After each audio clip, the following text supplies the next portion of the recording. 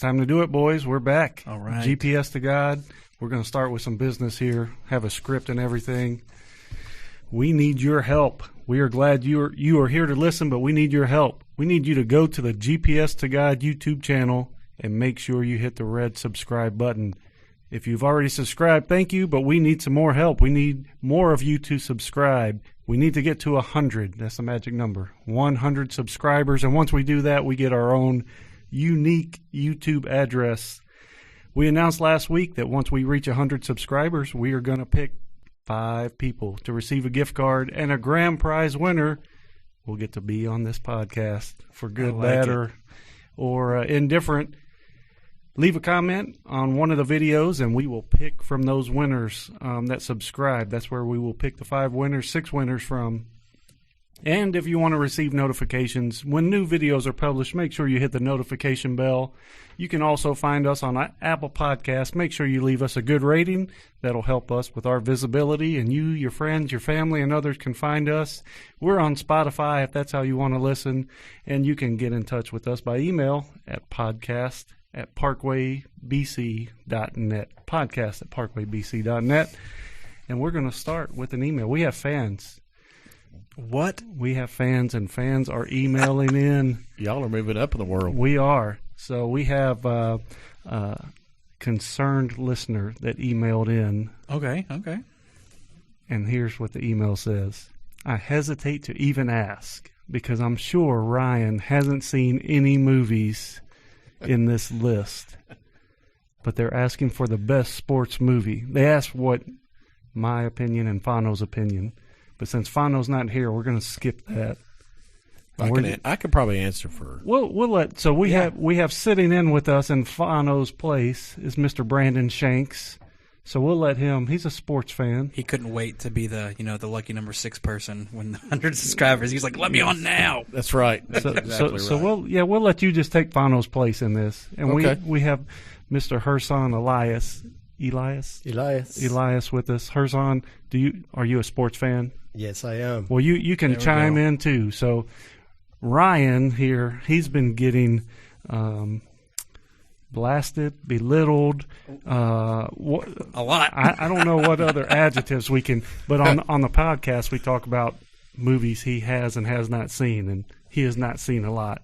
There's quite a few movies that I have not seen. So he kind of that's not every week, but close to every week. That's the fallback theme that we come back to. Yeah. Anytime we kind of get stuck on what to talk about, we just... What movie hasn't Ryan seen? Yeah. It's kind all of them. Kind of the go-to there. Right. But it's kind of I think 10 or 11 movies on this list. But we're going to put no next to each of them. since the fans write in, we got to appease the fans here. All right. So these are all sports movies. Okay. Hoosiers. Mm-mm. Not seen Hoosiers. Nope. That's an old one. Oldie but goodie. That is an old one. I want this email because I'm probably going to watch them. I'll go back and... You haven't even watched the movies I brought you yet. You watched a couple of them. 2 of them? 3 of them. 3 of them? Yeah. Oh, 3. Okay, yeah. You did watch the top 3 that we told you to watch. So, Blue Chips. Now, I will say Blue Chips is a B movie maybe. I don't know. So... Blue Chips is early to mid-'90s basketball movie. Nick Nolte is the coach. It has Shaquille O'Neal in it and Penny Hardaway. He recruits them to... I have not seen this movie, by the way. So like a college in Louisiana or somewhere like that. And gotcha. he's a by-the-book coach, and he breaks his own rules to get these guys in. But it's like a TBS movie or something now. When was that movie come out?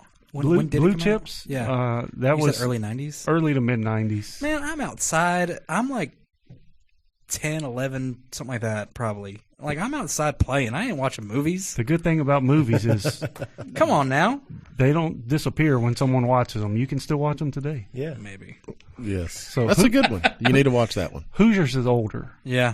Hoosiers is older. What do you know when that might have come out? No, I'm thinking mid-'80s. Yeah. It's set in like the 60s, though, or something? Yes, it was. Yeah. The Natural. No. That's a baseball movie. It is a baseball movie. He makes his own bat, right? That's the one where he makes his own bat? Mm-hmm. Yeah. Field of Dreams. I have? Yes, I've seen that. Hold on. Kevin Costner? Yes. Yeah, Yes. okay, that's right. Yeah, Yeah. I've seen that one. And they're going to be playing a baseball game. If you build it, Yeah. They will come. they will That's come. right. That's right. So they were supposed to have that game last year, right? In Field of Dreams, and they decided not to do it. Is that right? I don't know. I cannot remember that. I feel like they If it was were. last year, they didn't do it. This is Right, true. that's what I'm saying. Yeah. I think they canceled it, but it was supposed to be like maybe the Yankees and the White Sox. I think it was supposed to be. I believe you're correct. So Yeah. that'll be a cool game to see. How big is that field? How big's the outfield? Like, where's the corn start? I don't even Like, when major league teams not hit everything like in the aerial corn? views of it that I've seen. There's not even a fence. I don't think. I think it's just corn. Right, like the Yeah. movie. So yeah, That's so are correct. they gonna have to put they're gonna have to put like a fence up? I Like, what's assume going that's on? what they were going to do. There's like only like 8,000. It wouldn't be people a, can actually be there. It'd be like a scrimmage or something, right? No, Or was it going to be I a think real it's like game? a I think legit it was, game. It was going to be a Real? regular Count season for the game. standing. Wow, that's crazy. And imagine only having like 8 to 10,000 people there watching the game. Now that would be good. I would like that part. But So replacements.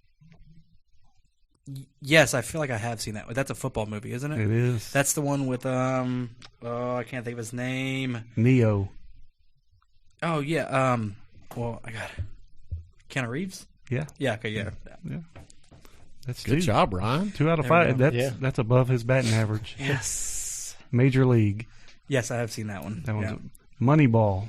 I have seen that one too. Yeah, that's another Keanu Reeves, right? No. No, Hold on. Which one's Keanu it's Reeves his with the cousin. baseball? Brad Pitt. Brad Pitt's in Moneyball. Moneyball. Okay, so that's the one with the Oakland Athletics, right? Yes. Okay, what am I thinking of? I have no Yeah, idea. I'm thinking of the movie Keanu Reeves where he's he picks up like a kid's baseball team. That, Oh yeah. In the it's like community service or Yes, something he has but to do. Yeah. what is the name of that movie? I don't know. But I don't think Moneyball should be considered for one of the best sports movies. Oh, absolutely not. Coach Carter. Yeah, I have seen that Again, one. that should not be on the best sports movies. Remember the Titans. I have seen that. Sandlot. I have seen that. White Men Can't Jump. So I don't think I've seen all of it, but I have seen quite a few clips of it. Should So that be considered one of the best sports movies? Probably not one of the best, but I really enjoy that movie. I see do clips like all it. the time on like Facebook, like little quick videos of it or whatever. So I have seen quite a bit of it. I feel like, but like So from this list, that would be in my top 3. Like if you had to pick 3 movies to watch, that'd be one of them. yeah, But I couldn't watch it with my kids. Like, no, not no. yet. yeah. No. My daughter maybe, but Yeah, it should be okay. yeah. My This son whole Carter. podcast, I'm gonna think about the Keanu Reeves baseball movie because I can't think of what it is. Well, that's good. But, So someone's listening to us right now, going, "I know what it is. Just say it." yeah. So They'll tell you Because they'll- the kid that pitched sang song in that, like anytime he got up to pitch, he'd sing the same song. And Yep. one of them got shot at the end. Spoiler. Yeah. Yeah. So, Spoiler alert. The movie came out like what, early 2000s? oh yeah, it's been a while. Maybe before then. But so yeah, we got emails. So send us emails. We will read them on the air. We'll talk about what you want to talk about. And we also got a gift. It arrives tomorrow. So we talked about I'm pretty food, excited about this one. crazy food that we've eaten, which is something we'll talk with Herson in a minute as well. But we talked about things that Ryan and Stefano and I have eaten, would eat, would not eat. And so we have a package that arrives tomorrow of kangaroo burgers. Mm-hmm. I'm excited And- about that one. And ostrich burgers. I have not had either one. Would you try one of? If we grilled them up, would you try? Absolutely. Add another menu to the party. See, Absolutely. I'm already kicking out Stefano. Yeah, Stefano looked at me and went, "Mm-mm, Oh, well. mm-mm, I'm done." he says he's a picky eater though. Yeah. But he's not having to pay for this, so I think he would try it because he's not paying for He'll it. try anything for free. Well, that was I one hope of his. so. That was one of his arguments of I don't want to pay for something and I might not Exactly. like it, and then I'm hungry or got to spend more money and that kind of stuff. So, Stefano, you gotta eat it. You gotta Yeah. try it.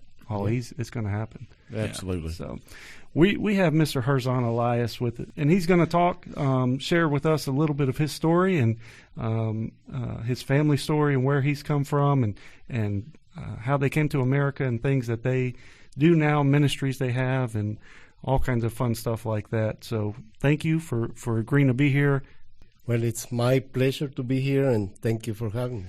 Well, we appreciate it, and I'm just going to go ahead and say it. I'm going to ask everybody to not pay attention to my accent. oh, we love it. We love it. Keep it coming. I'm sorry about my broken English. No. I'll try my best. No, We love it. It's going to be great, and it will probably be one of the best episodes that we've had. Rico, you know Rico. Yes. He was on I saw that one. our first Yeah. episode, and Yeah. everyone loved it. I think we said in that most Americans like accent, like they like to hear a foreign accent. They think it's cool, and that's a very stereotypical statement on my part, but I think it's pretty true. Most people like to hear that accent. I don't know if that's true in other places. It's about the same with us, who our primary language is Spanish. There's a lot of different accents, even in the same language. right. If you are talking with somebody from Spain, their accent is completely different. And if you talk to somebody from Argentina or Chile or whatever country, it's different. So I'm always intrigued too by different accents. So it's about the same on every language. So that stereotype is correct. Thank you very much. That's right. That's right. But so, Herson, why don't you tell us a little bit about where you are from and where your family is from and how you grew up a little bit? Well, I'm from Guatemala. I'm not going to say it. Sometimes we make fun of ourselves. Like I like to say I'm a watermelon. Okay. Because it's supposed to be Guatemalan. Yeah. We say watermelon, but it's kind of just to make fun of us. Right.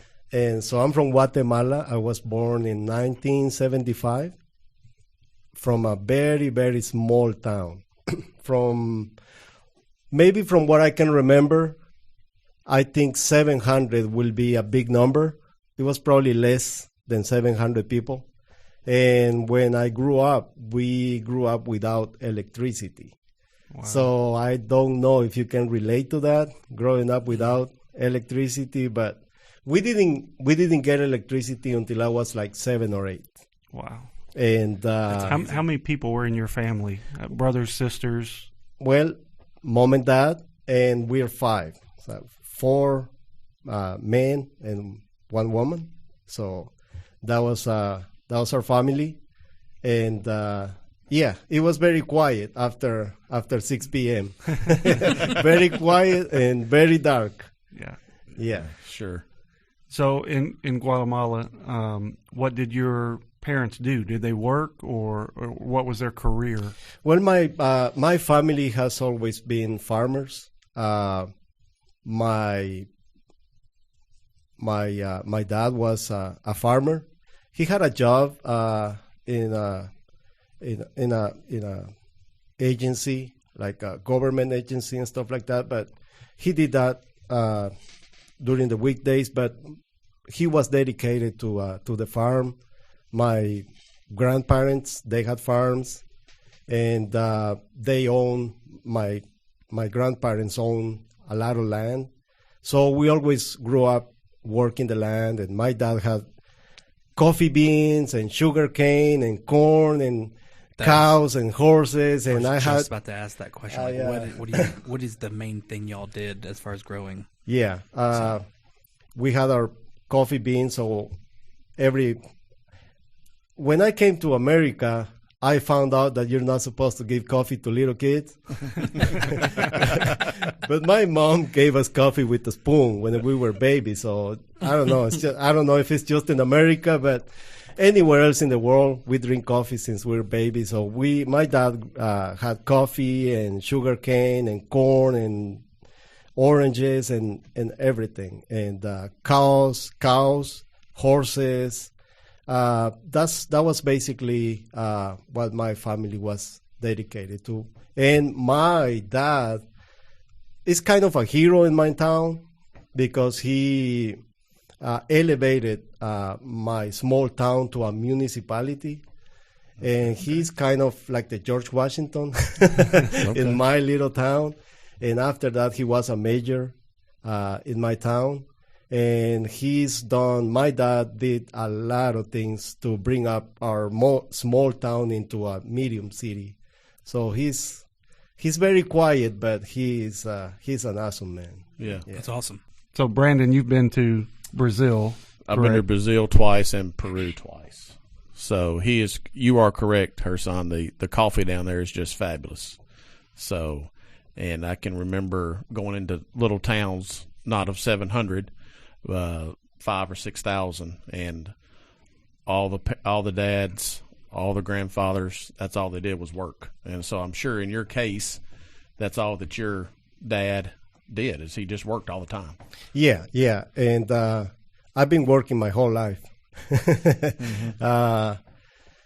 I've been working ever since I can remember, because I am the firstborn in my family. So my sister is the fourth in the line. So there was nobody to go to the store and get things for mom. So I was always going to the store, and every day when I woke up, I had to go milk the cows and a lot of farm work. And at the same time, I was going to school. Yeah. Now, we know you didn't have electricity, but did you have running water, or did you have vehicles of any kind, or what was the kind of the... There was public transportation from my town to Guatemala City, which is Guatemala's capital. It's about 3 hours away. On a bus? Yes. But back then, our roads were horrible, dirt roads. Now, they're like the roads from here. But back then, it was really hard, because our rainy season starts in September. Sometimes in Guatemala, it rains for 3 months, no stopping. So dirt roads and mud and rain, and it was hard. But we had no electricity. We had running water, but with problems. It's nothing like near. You cannot probably not even comprehend what it's like, because when you're living here in the United States, everything works perfectly.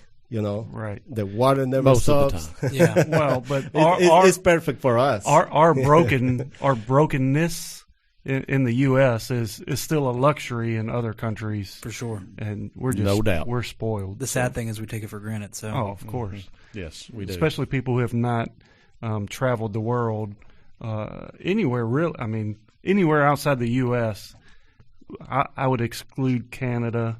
But, anywhere outside of that footprint of Canada and the U.S. is kind of drastically different in some ways. Now, other Western countries, when you get to Europe and stuff, it's still civilized, what we call civilized, but it's still different. You still have the amenities, but it's different. But sure. so for people that may not be geography majors, can you kind of give us a snapshot of where Guatemala is?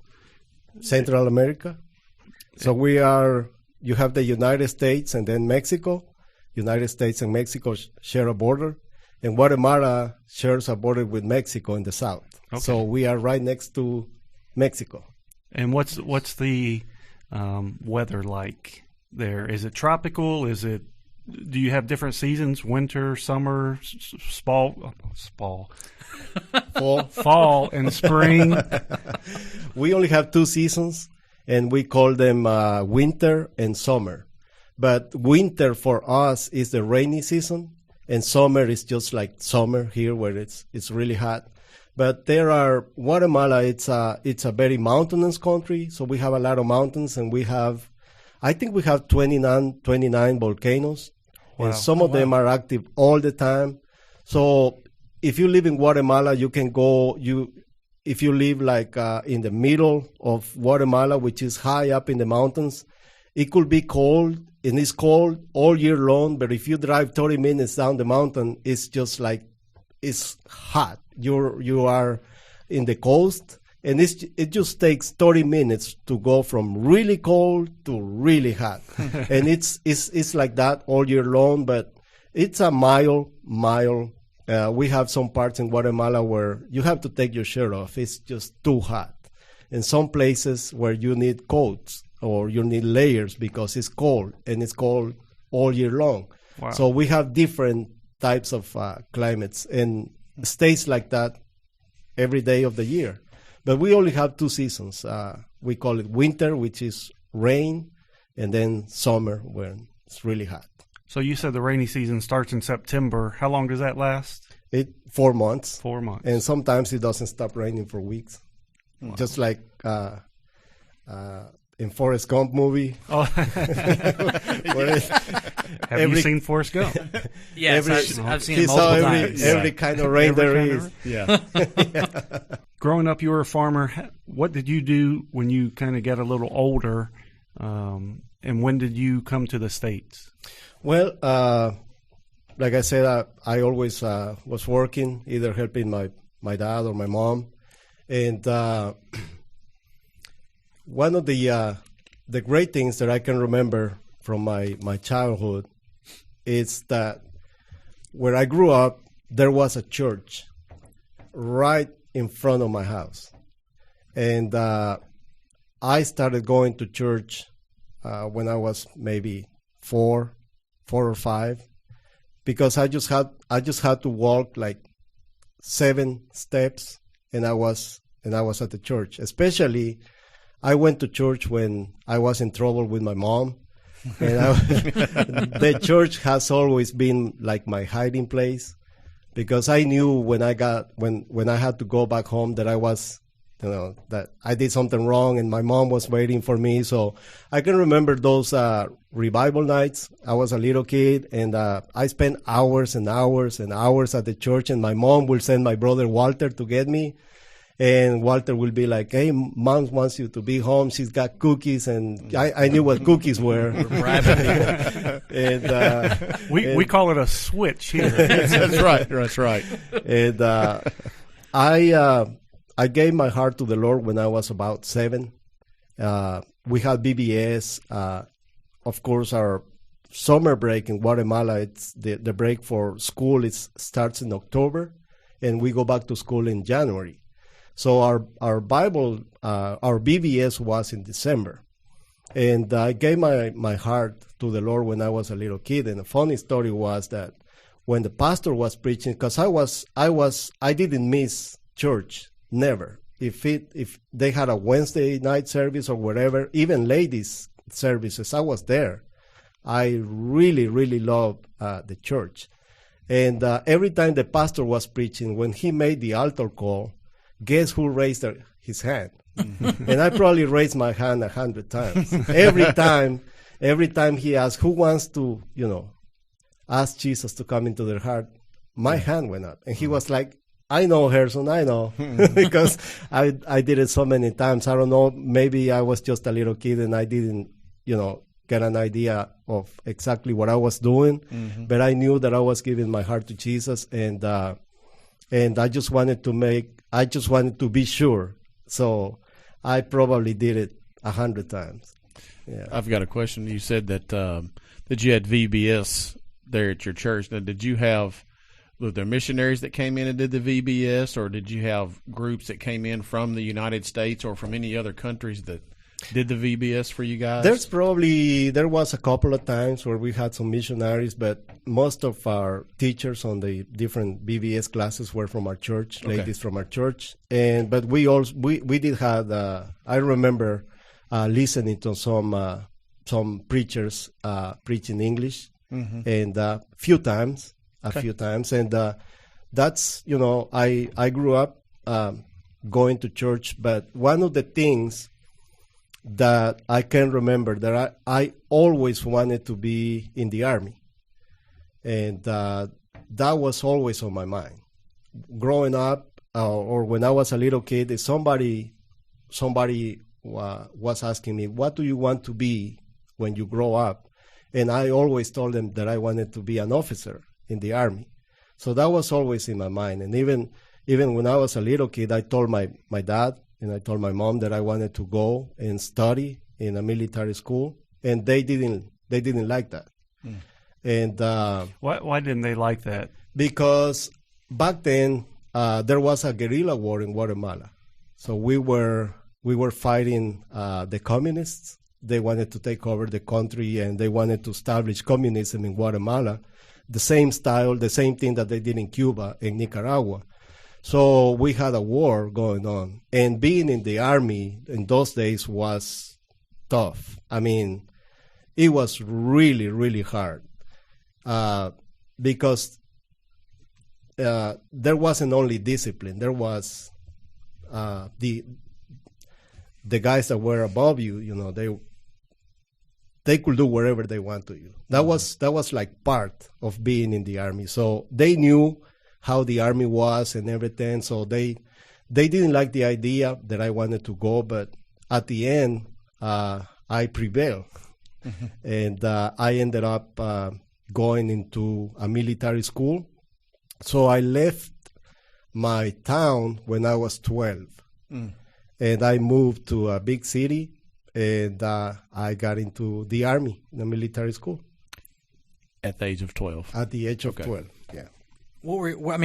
So your parents didn't like that you were wanting to do this, but like, what was your parents' plan for you? Like, I mean, basically just to take over the farm, or what was their goals for you? No, their plans they were for me to study agriculture. Okay. So I was going to go away from my house to continue my studies, but they wanted me to study agriculture, but not being in the military, not being in the army.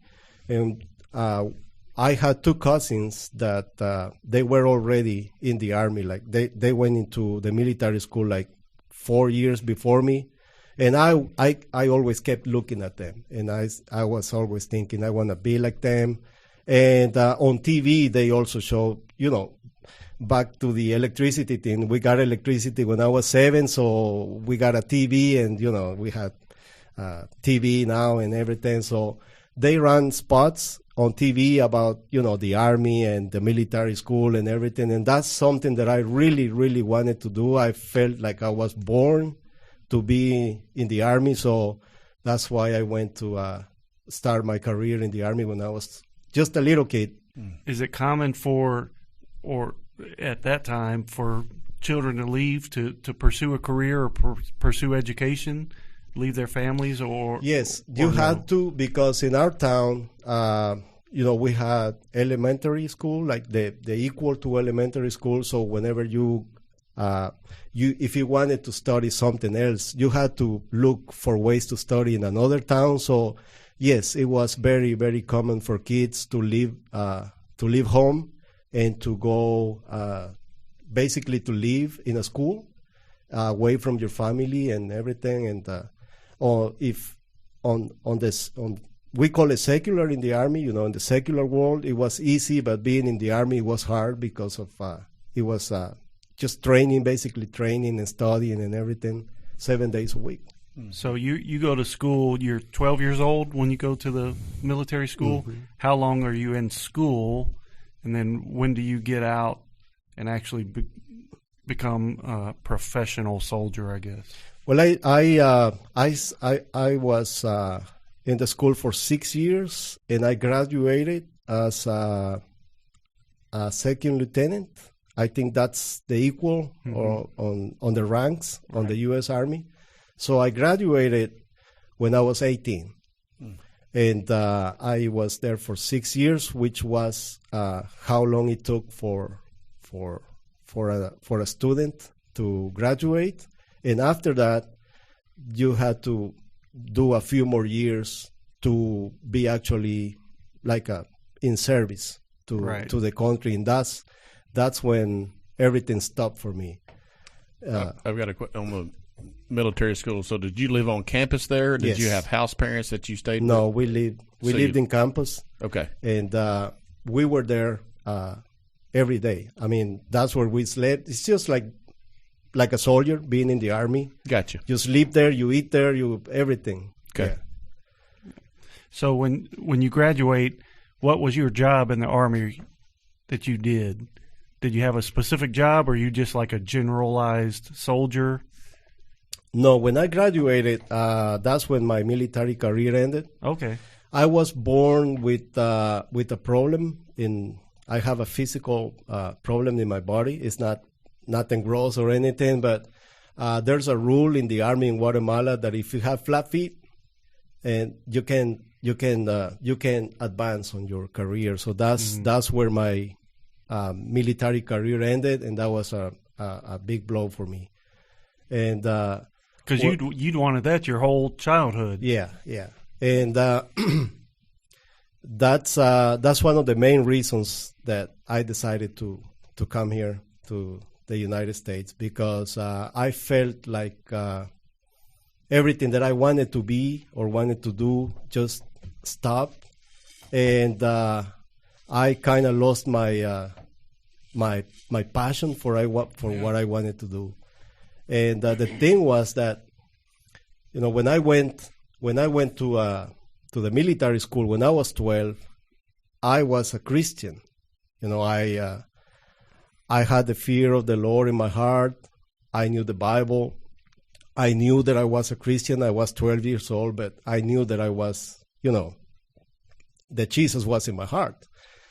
And being in the army in Guatemala is like a coin.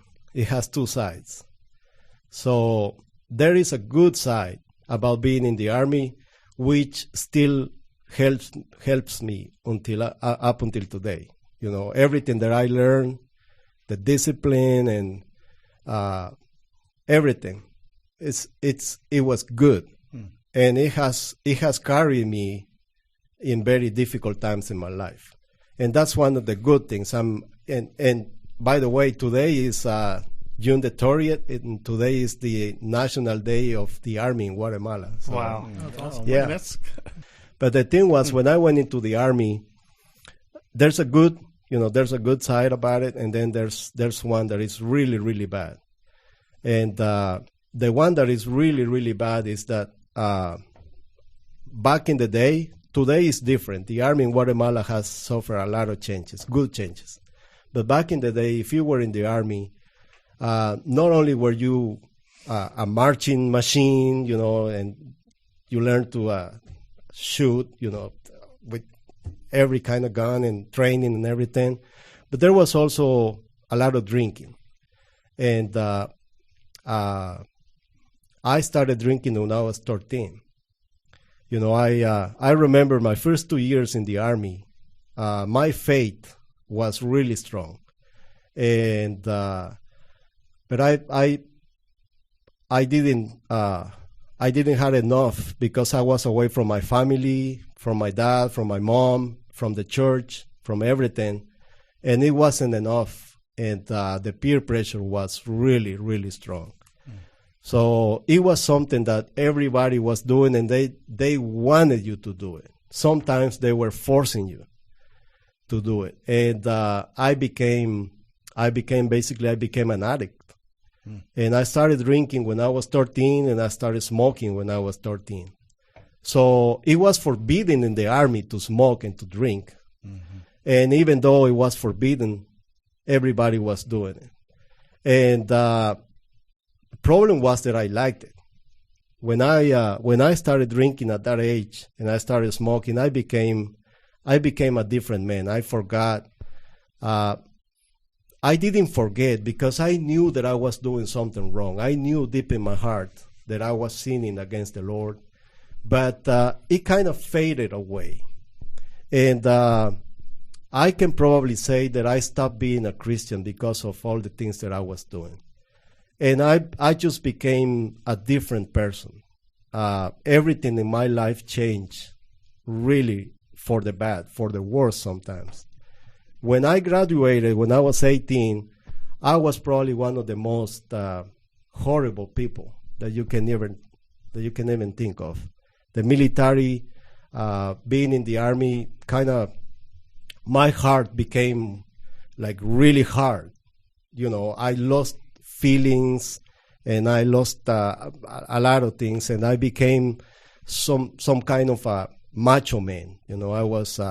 I was a drunk, and I was partying, and I was womanizing, and I had women, and I had power, and there was a lot of stuff that was happening in my life that was really, really bad.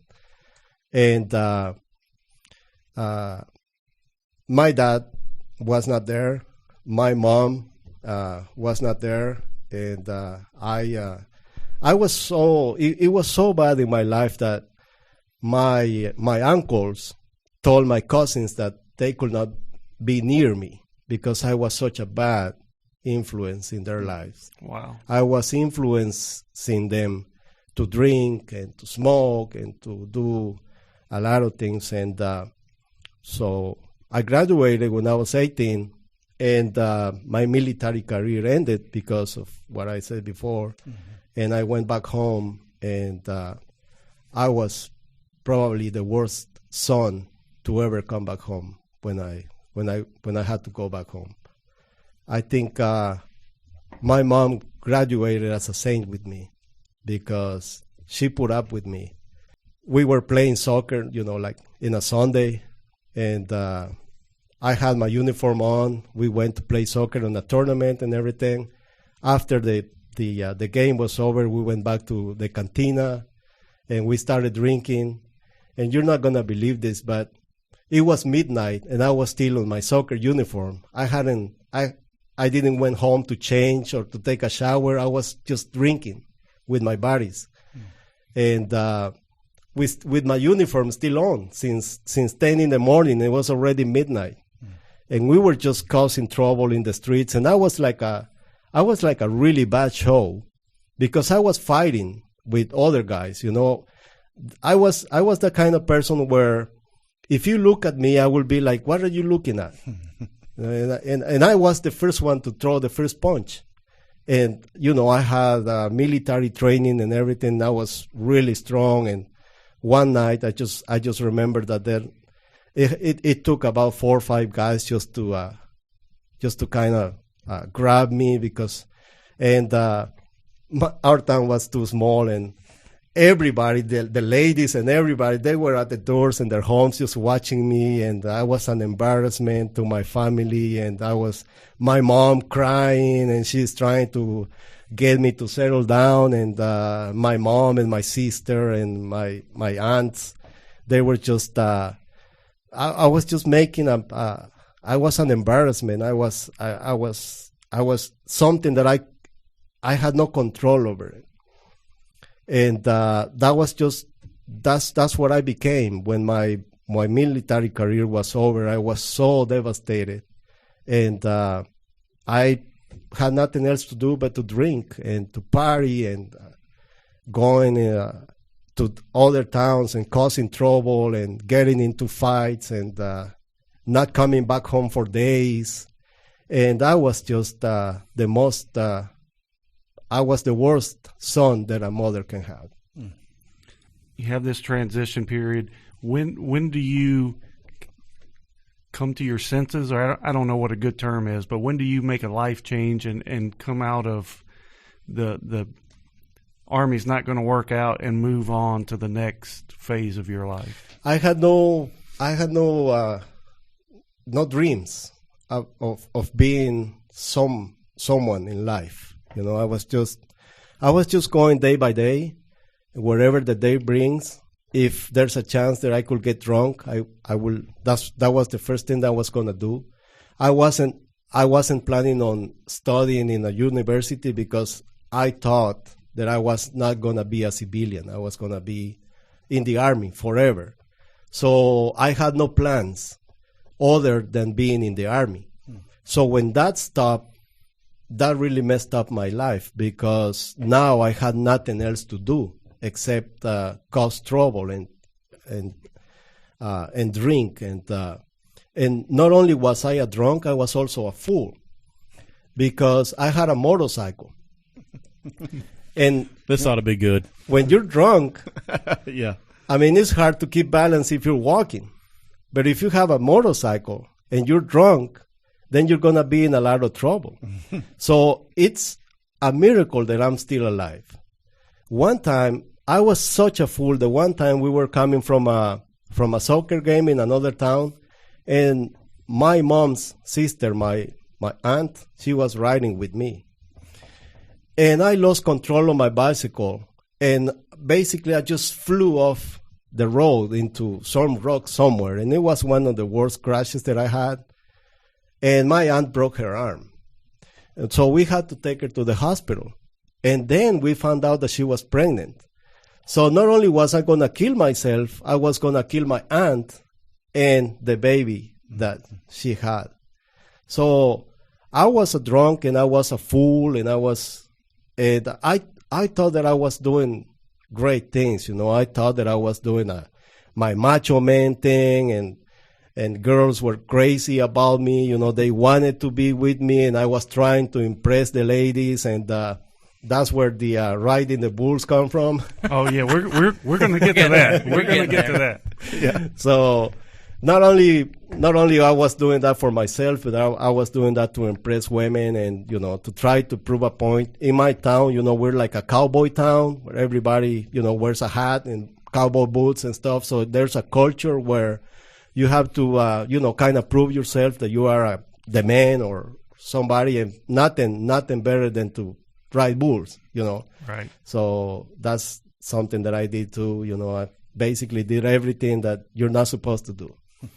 And so after a year and a half with no prospects, no plans, no future or anything, that's when I think my mom had enough of me. Not in a bad sense, but she wanted something different for me. It's not that she didn't want me around or anything, but she was worried about my future, and that's when she said that she told me basically, "You're going to the United States," and I said, "Okay." When I came here, I had in my mind a plan, and I said, "This is gonna stop. I'm gonna stop drinking. I'm gonna stop doing all these things that I'm doing." And I had a little strength, a little power in me, and it lasted for a couple of months. And then after that, I just became worse than what I was in Guatemala, because now I had dollars. I had American money, and I discovered the nightlife in Nashville. I've been living in Nashville my whole life, 26 years. So when you left Guatemala, you came straight to Nashville. Yes. My brother Walter was already living here. Okay. So my destination. I was wondering how that was. Yeah. So did you flew directly to here, or did you fly somewhere and then had to drive the rest of the way? When I was coming here, my brother Walter was working in North Carolina. So he wasn't here, basically. I mean, he wasn't at home, so I had to wait for him to come back home. So I went to Los Angeles, and I was in Los Angeles for 2 months, and then after that, I came to Nashville, and I've been living here ever since. How long had he been here? How long had Walter been here when you came to the States? Here in Nashville, I think he probably was here for 2 years, and then before that, he lived in New Jersey for a year and a half or 2 years or something like that. So he was here 3 or 4 years before me. Okay. Yeah. So you mentioned being the cowboy. Let's talk about that a little bit, and we're going to put a picture on the YouTube channel of you during this episode of being a cowboy riding a bull. So can you talk about that? Because we're talking real life cowboy stuff. That's right. We're not talking, cowboy boots and all hat, no cattle. Yeah, all hat, no cattle, walking down Broadway in Nashville kind of cowboys. We're talking real life cowboys. That is all downtown, right? All down Second Avenue. Yeah. The fake cowboys. Yeah, right. That's right. Yeah, I see a lot of people wearing hats and cowboy boots, and I like to dress like that. I don't normally do it anymore. But if you go to my hometown, everybody wears a hat. And everybody has cowboy boots and the big belt and everything. And there's a culture in my town about, it's not just a culture. It's a way of living. That's how people live there. Because farming's pretty prevalent, correct? Yes, so it goes hand in hand. Right. With farming and making money. Selling cattle and raising cattle and doing that, it goes hand in hand. So you kind of do those two things together. Okay. So you said you were doing the cowboy thing kind of to prove your manhood and impress the ladies and stuff. What's some of the things that go into that, being a cowboy in Guatemala? You mean when you're going to ride a bull? Yeah, whatever you want to talk about. Well, I started riding bulls about the same age when I started drinking. I probably started riding bulls when I was 13. And I had friends older than me who were cowboys, who not only cowboys, but they had a team like a soccer team or a basketball team. We had a team of riding bulls, so we went from town to town during the local fairs, and we competed. It's a competition. So is it kind of like the rodeos we see here in the States? Yes, not that professional, but I think it's better because right here is probably more dangerous. It's more dangerous and it's more lively. You know, it's the real thing. Right here, there's money involved. Over there, you don't do it for money. If you win something, you win a trophy. So actually, I have a picture too that I can probably give to you, and you can show everybody where I'm still 13 or 14, and I'm the youngest one, and we had 2 trophies that we won that day. So I got invited to be a part of the team because they knew that what kind of man that I was. That I was fearless. You know, I could do it. I thought I could do everything. You know, I was like I could ride a motorcycle drunk and felt invisible, and nobody could put up a fight with me. I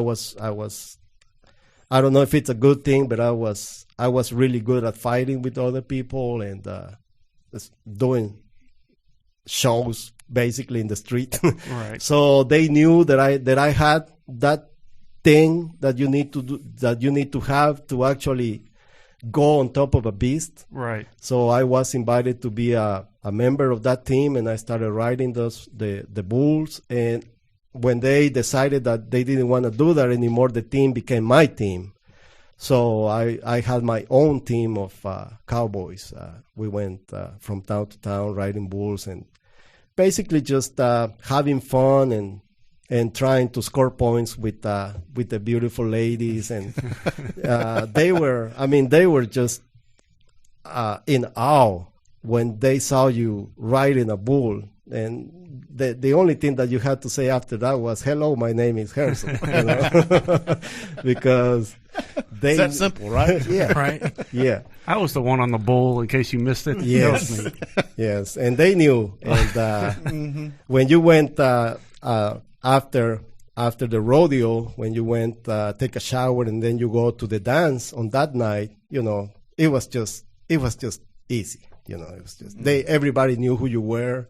Everybody knew that you were a bull rider and stuff, so there was a lot of respect, and sometimes in a good way, sometimes in a bad way. But it's a lot of it's a lot of nerves.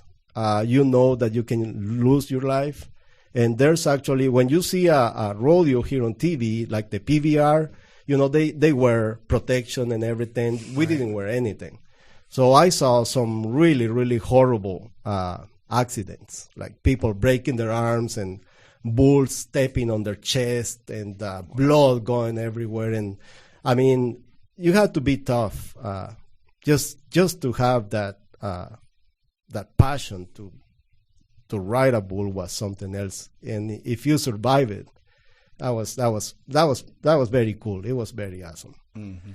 What happened after you came to the States? I started working with my brother. Doing what? My brother was working in demolition. Back then, we were doing asbestos removal, which is kind of very...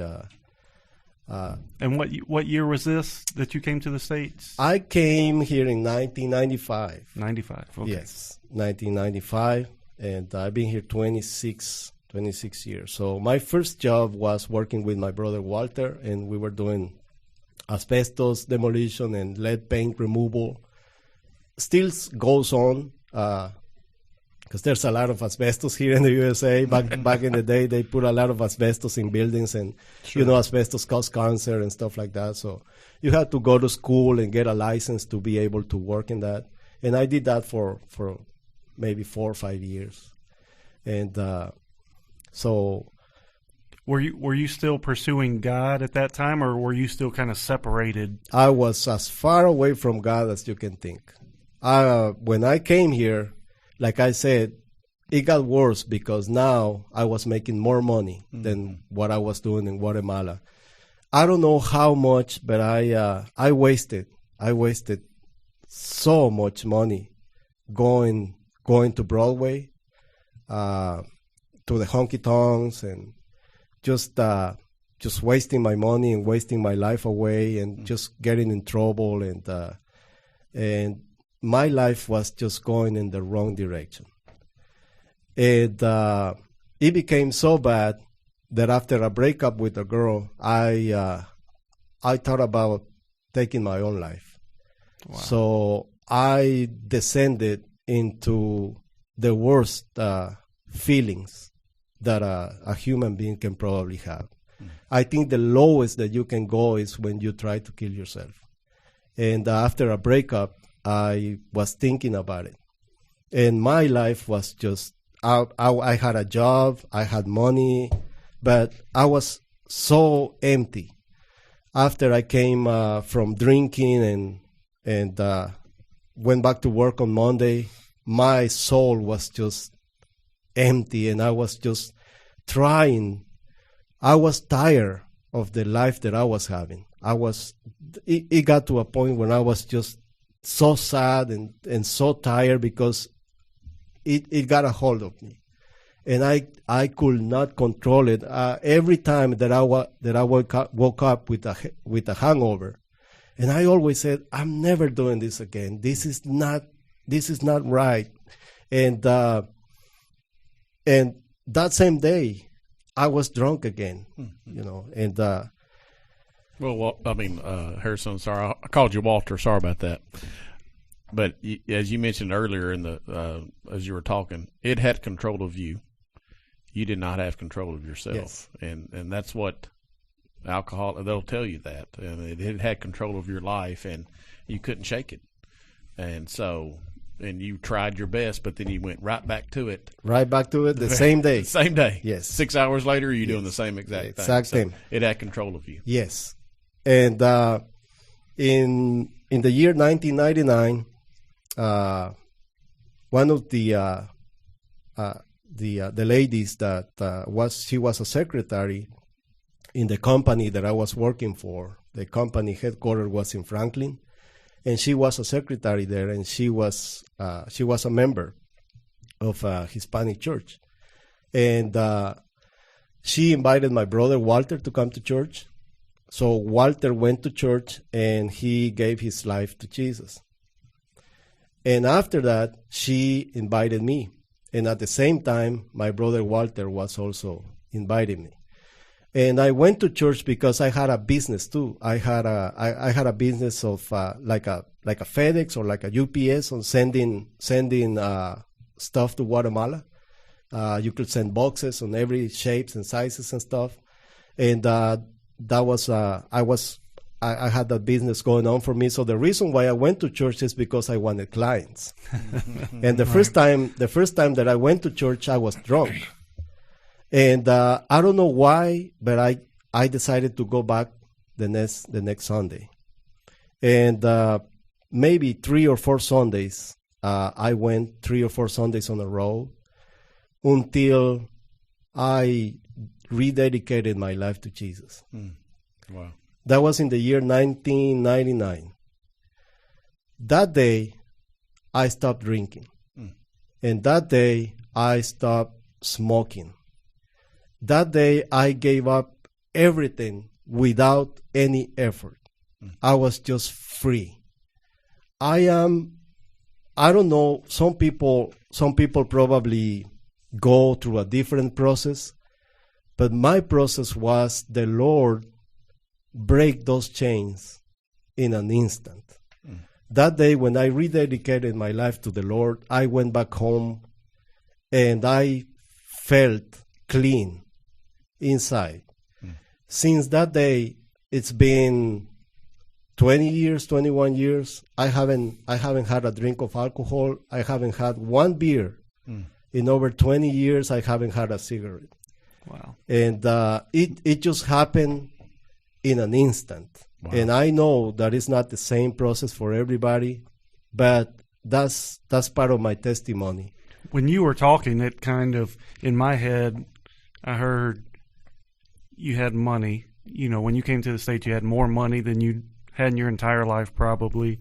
You had all these things, alcohol, cigarettes, women, nightlife, social life, all that kind of stuff, but none of that was filling the emptiness that you had inside, yes. And nothing was giving you the joy and the completion of this fulfills me, this fulfills my life, this fulfills my soul. Yeah. You had all these things, but nothing something was feel missing. Complete. You had a big missing piece out of your something heart. Was missing, and I knew what it was, and the problem was that I didn't want to face it. Because when I was doing everything that I did, I could always remember that day when I was going to church when I was a little kid, and the Bible verses that I learned, and my teachers that were teaching me the Bible, and all those nights when I was hiding from my mom and I was just in church and service and everything, and I always kept thinking about that, and until that day, and I decided to start reading the Bible again. And I am a firm believer on what the Bible says. The Bible says in John 8:36, so if the Son sets you free, you will be free indeed. And I was a slave to everything that the world has to offer. And I can tell you, and I can tell everybody who's listening to this, that the Lord freed me in an instant, in a day. And my testimony is that when I went back home that day, I knew something had happened inside of me, but I still had the same friends. So when I went back home, and we were living here in Madison, and my home was the place where everybody gathered to drink. So all my friends knew where I lived, because there was always booze, there was always women, there was always everything. So my friends were with me, and I had a football team, a soccer team too, that I was the owner of the soccer team. So I had a lot of friends, and they were testing me. It was funny because I told them, I'm not going to drink anymore. And they were laughing because they started laughing because, what? You're the one who buys the beer. How are you going to stop drinking? And I said, I'm not going to drink anymore. Last night was my last night, and I'm not going to smoke anymore. So for 3 months, they will light up a cigarette, and they will go like this. They put the cigarette in my mouth, and they were like, go ahead. Go ahead. And they will open up a beer can, and they will, come on. And after 3 months, they gave up because they saw that what I was telling them was real. That I told them, I gave my life to Jesus, and I'm not the same man. I'm a different person now. And no matter what you do, I'm not going to drink, and I'm not going to smoke, and I'm not going to do all these things. The Lord is changed my life, and I'm going to dedicate my life to serving Him. And since that day in 1999, I've been free. I haven't had one single beer, not even a sip. I haven't had a smoke. I don't know if this is too radical, but I think that as Christians, we don't have to be under the influence of any substance, because I believe in the power of the Word of God, and I believe that Jesus is powerful, and He wants us to be free. Amen. Yeah. So you have this drastic change. You give your life, really for the first time as an adult, over to Jesus. What changes for you? We know you've quit drinking and all that kind of stuff, but how do you get from that point in 1999 to where you are today, and some of the highlights that we know of? Share that a little bit with the people listening. Yes, I became very hungry for the Bible, so I started reading the Bible, and I'm not gonna boast about myself, but I read the Bible throughout. I don't know how many times, and because I fell in love with the Word of God, so I started studying, and I went to in the church where I was going to. They had a Bible college, so I started going to Bible college, and I graduated. And after that, I kept on going with my studies, and I got a bachelor's in theology. And in the church where I was going to, they hired me to be a member of the staff at the church. And was this the same Hispanic church? Yes, it's the same. I only been in 2 churches since I rededicated my life to Jesus. The church where I was going to before, and then Parkway. And so I kept studying the Bible. I had a lot of years studying theology, and I graduated, and I became the assistant pastor in that church. And I served in the church for many, many years. And the Lord opened a lot of opportunities for me, and I went to preach in different states. I preached the gospel from Florida to Illinois, in many Hispanic churches, and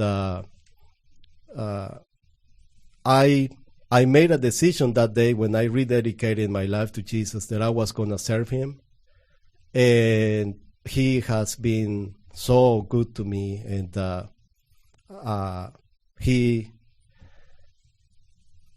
it's through His power that we serve Him. It's not because we want to, but because He gives us the power to do it. And He has given me the power to serve Him in many areas in the ministry for many, many years. And everything that the Lord has opened up for me, I do it because it's the least that I can do.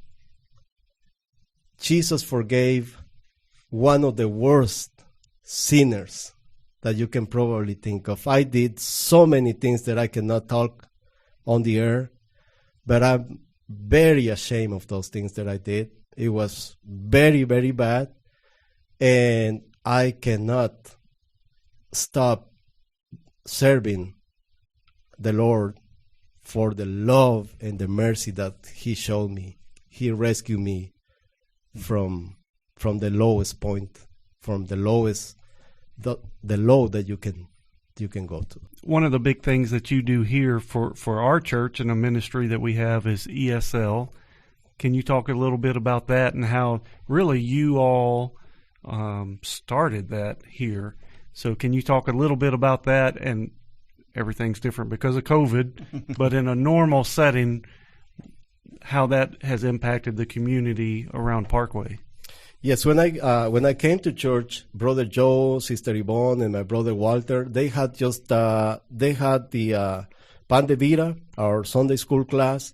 They had just started before I came to Parkway 5 years ago, and when I came here, I became a member of Pan de Vida. Of course, after becoming a member of Parkway, and after a few months, I think they saw that I was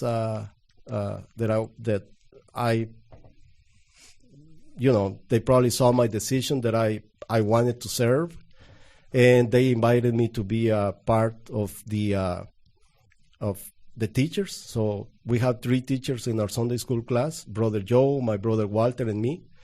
And then I saw that my mom and my dad were coming to church, and I wanted to translate for them. I wanted, because they don't speak English.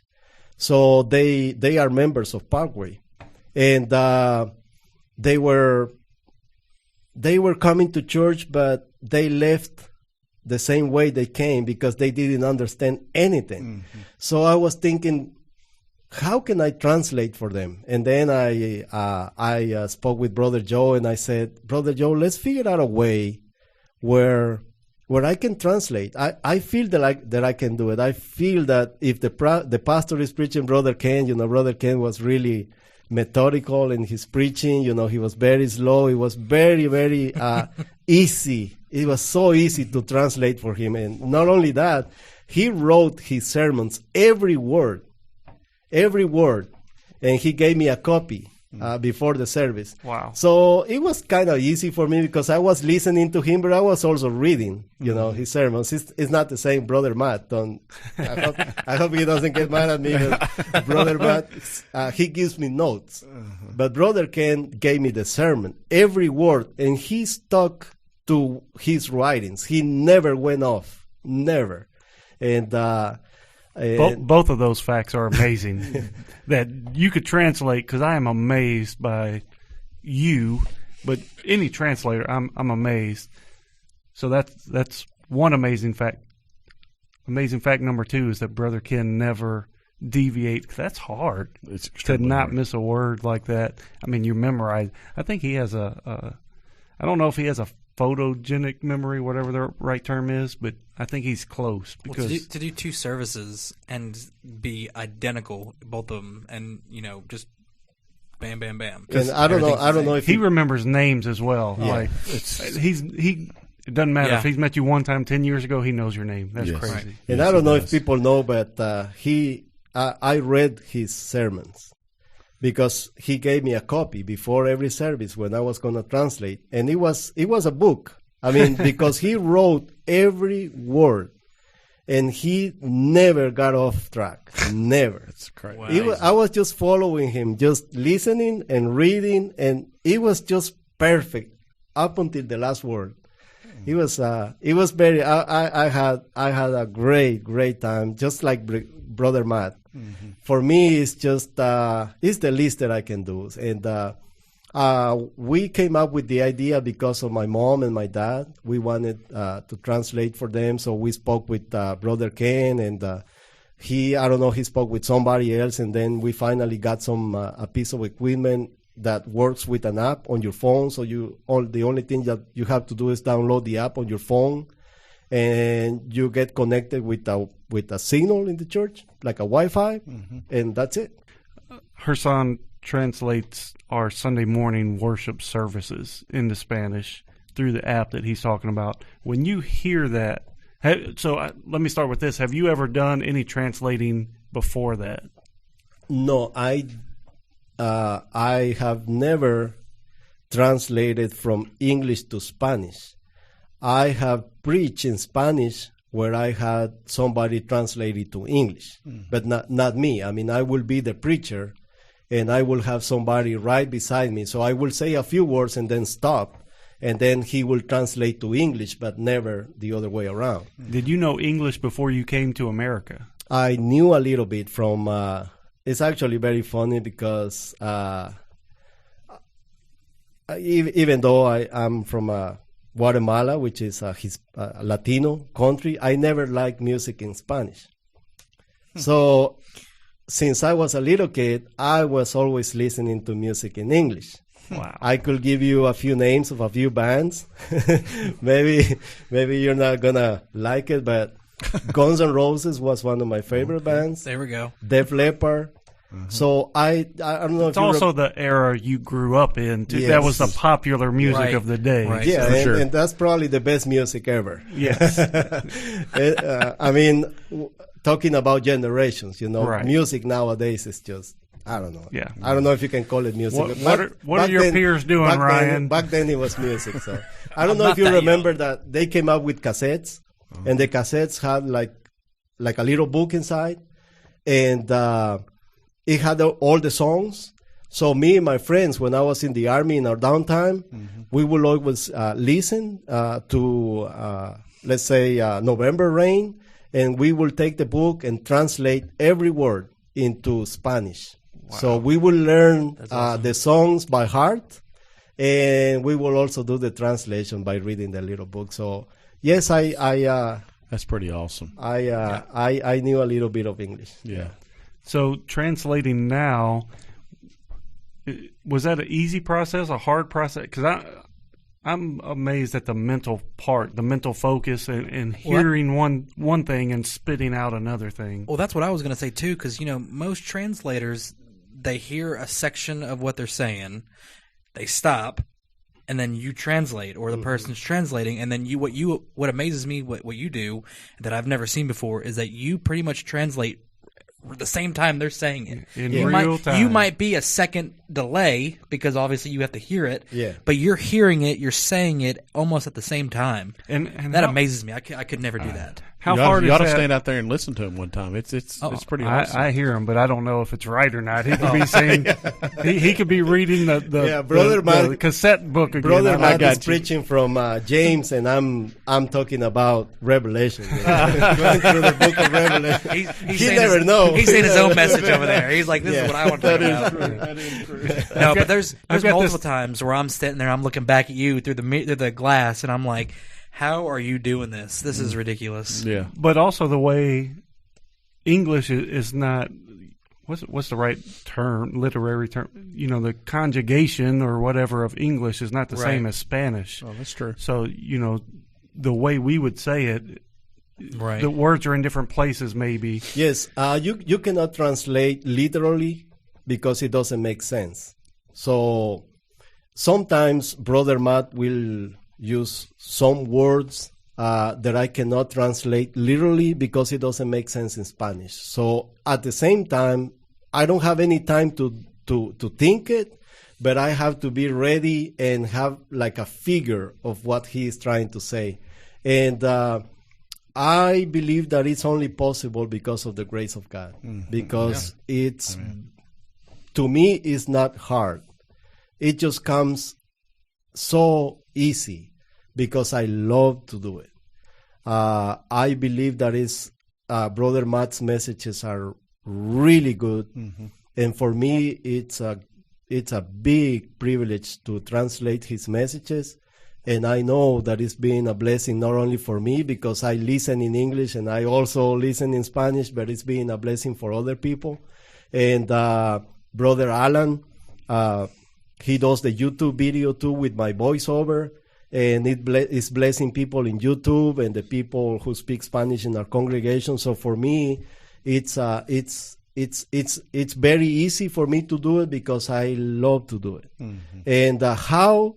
I don't know how. I cannot explain it. But it comes easy. Sure. Yes. Well, for those that may want to listen to those translated messages, you can find those on the YouTube channel of Parkway. That's Parkway Baptist Goodlettsville, and you will see those weekly sermons translated into Spanish. And Herson, we want to thank you for coming here today. It's been awesome, and I know you have plenty more stories of Army times and Cowboy times and all that we'll get into maybe the next time. But we asked Herson to finish us off today with a Bible verse. So fire away. Yes, this is my favorite Christmas verse, and it doesn't have anything to do with the story of Christmas, but it tells the reason why Jesus came. And it's in 1 Timothy 1:15. Here is a trustworthy saying that deserves full acceptance. Christ Jesus came into the world to save sinners, of whom I am the worst. So here the Bible tells us why Jesus came. Some people believe that Jesus came to make them famous, or to make them wealthy, or to make them whole. But Jesus came to save. And the Bible says here that he came to save sinners. But for me, the most amazing thing is what Paul says on the last verses of this, on the last words of this verse, of whom I am the worst. So when I tell my story, and some details I have to leave out because this is a family show, and there are some things that I cannot tell, but they were really, really bad. And when I think about my life, I am with Paul. I am one of the worst there has ever been in Guatemala and here in the United States too. And Jesus saved me. One of the worst that there ever was. Amen. There's no better way to go out than that. Doesn't matter how you feel. You may feel like you're the worst. Jesus can save you as well. So, absolutely. There's nothing to add. Herson, thank you for coming. Thank you for listening to GPS The Guide. Make sure you catch us again next Monday with that new episode. Thank you, guys. Thanks. Thank you. That's a real cowboy, fellas. That's right. That's a real cowboy. Man, thank you so much. We love your stories. Yeah. Thank you for listening to GPS The Guide. Please leave us a rating on iTunes and also subscribe on YouTube and hit the bell if you'd like to receive notifications when new episodes air.